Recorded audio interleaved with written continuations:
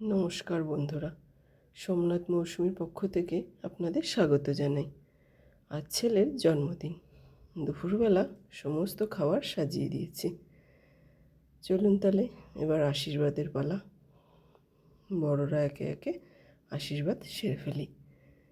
সে তো আর ধৈর্য রাখতে পারছে না, সামনে তার পছন্দের খাবার, সে কি আর ধৈর্য রাখতে পারে বলুন?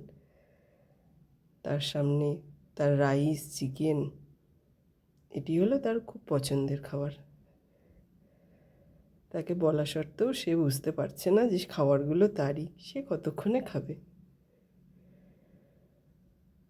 চলুন তাকে সাথে থাকুন। এবার দাদুর আশীর্বাদের পালা চলছে।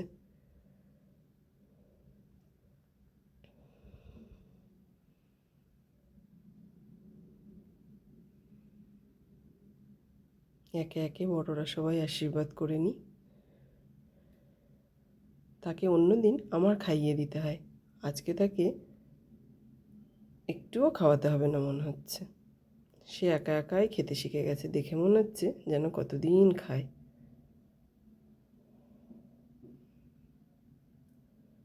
এটি তার মেজো ঠাম্মি। সে ভালোবেসে মেজো ঠাম্মিকে বলে মেজো ঠাম বলি। তার এটা নিজের নাম দেওয়া, তাই তার সেই নামটাই থেকে গেছে।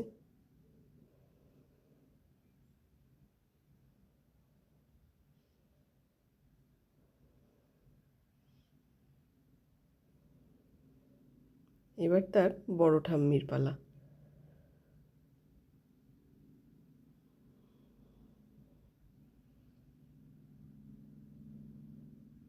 আমরা এখন অপেক্ষায় আছি কতক্ষণে সন্ধে হবে। সন্ধে হবে, তার মামা, মাসি, পিসি, আরও দাদা, দিদি সবাই আসবে। ভীষণ সন্ধেটা ভালো করে মজা করে কাটাবো। আর আশেপাশের কিছু ছোট ছোট বাচ্চাদেরকেও বলেছি, যাদের সঙ্গেও খেলা করে। সবাই আসবে, খুব আনন্দ হবে। সে তো ঘুরছে ফিরছে আর সমানে বলে যাচ্ছে কখন আসবে দাদা ভাই, কখন আসবে দিদি ভাই। সন্ধে হয়নি, সন্ধে হয়নি, সমানে বলে যাচ্ছে। দেখুন ওর অবস্থা। এবার তাহলে আমি আশীর্বাদটা সেরে ফেলি।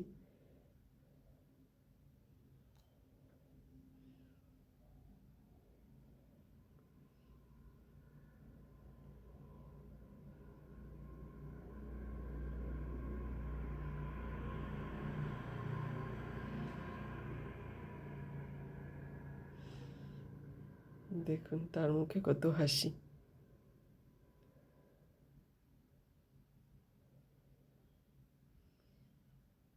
আপনারাও আশীর্বাদ করুন বন্ধুরা, যাতে ও খুব বড় মনের মানুষ হতে পারে।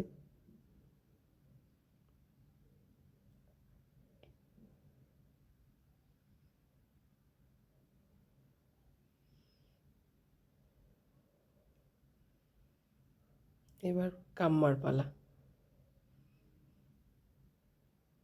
দেখুন সে তো গ্লাসের মধ্যেই হাত চুবিয়ে জল খাচ্ছে।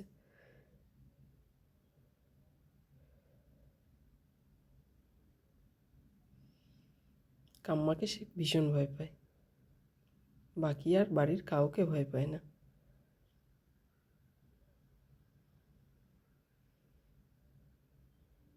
এবার ওর বাবার পালা।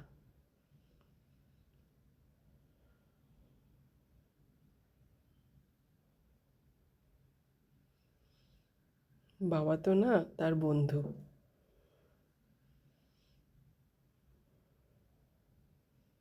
তার পাপা হলো তার কাছে বন্ধু।